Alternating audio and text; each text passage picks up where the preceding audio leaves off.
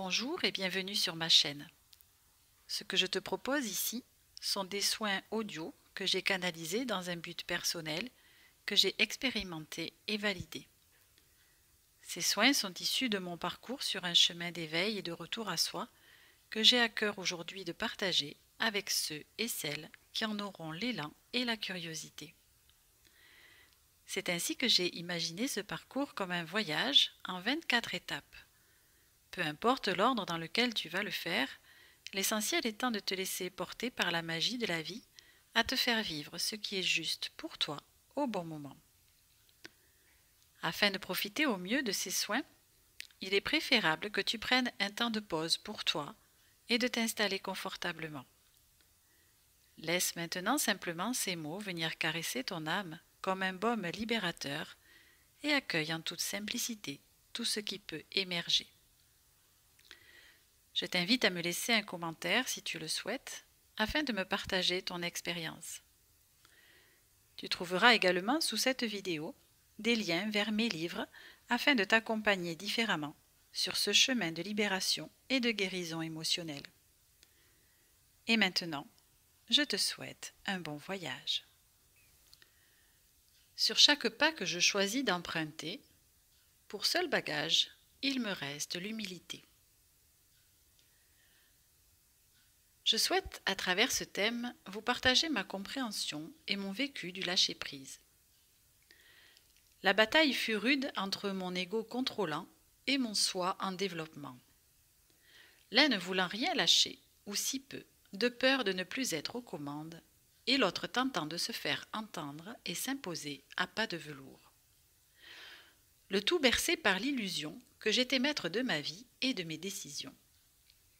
C'était tellement rassurant pour mon ego de penser qu'il décidait de la direction que je donnais à ma vie. Sans compter la fierté qu'il ressentait lorsqu'il sortait victorieux d'une situation. Je ne peux pas lui en vouloir, ayant appris à fonctionner ainsi, pensant que lui seul avait la responsabilité et le pouvoir de la manœuvre. Cependant, au fil de cette bataille, je me suis rendu compte que mon ego et mon soi utilisaient le même argument. L'amour universel. Ainsi, mon ego qui avait appris à me protéger par amour jusque-là n'était pas prêt à laisser la place de peur de disparaître. Mon soi, quant à lui, tentait de se rappeler à ma conscience du fin fond de mon être afin de me reconnecter à l'amour inconditionnel dont il est issu. Si bien que mon premier lâcher-prise, qui se fit dans la douleur, me fit prendre conscience que j'étais soumise au même titre que tous les êtres vivants sur notre planète, à une conscience universelle que je peux appeler la source, elle-même régie par des lois qui lui sont propres.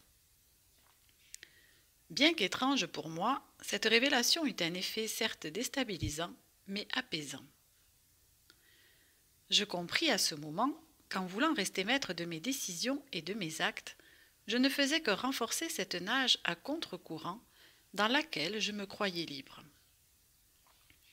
Cette liberté illusoire était entretenue par mon ego qui a pris une place démesurée au détriment de mon soi.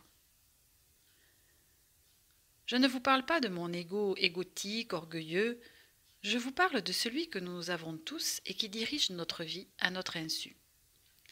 Celui qui prend les décisions pour nous et qui nous fait gentiment rester dans notre zone de confort pour se rassurer lui-même. Cette prise de conscience fit déjà mettre à mon ego un genou à terre. Lors de ma seconde expérience de lâcher prise, mon soi en sortit victorieux. Encore une fois, ce fut un moment douloureux, mais ô combien libérateur. Envahi par le désespoir de ne pas voir une situation changer au prix d'énormes efforts sur moi-même, je fis le choix de la confier à la source. Passé l'ouragan émotionnel qui accompagna cette décision, je ressentis un profond soulagement et une sensation de légèreté hors du commun. Peu importe l'issue de cette situation, la question n'était même plus prioritaire. Seule comptait cette merveilleuse sensation de me délester d'un énorme poids et de confier mon désespoir à une conscience que je savais en capacité de le recevoir, de le traiter et de m'en offrir le meilleur. À ce moment, je compris que mon ego avait mis les 2 genoux à terre et qu'il était prêt à se mettre au service de mon soi. Ces expériences m'ont fait comprendre cela. Se réveiller à qui je suis ne signifie pas tuer mon ego au bénéfice de laisser s'exprimer mon soi. Comme dans tout équilibre, j'ai besoin des deux.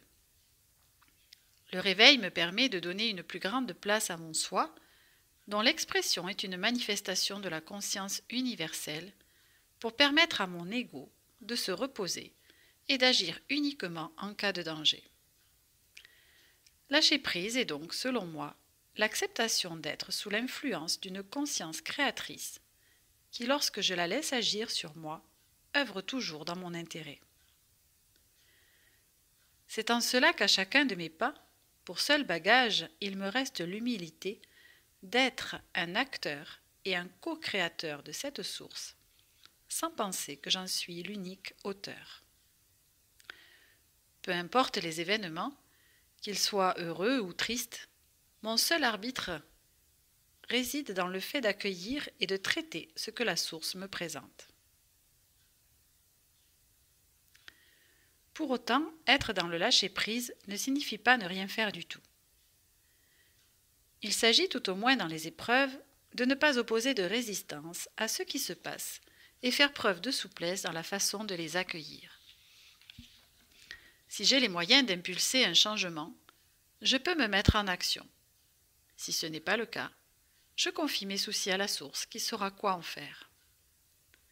Ce délestage me permet de me détendre profondément et d'être plus réceptif aux réponses de la source à travers mon soi, que j'écoute avec attention pour poser sur mon chemin les meilleures actions.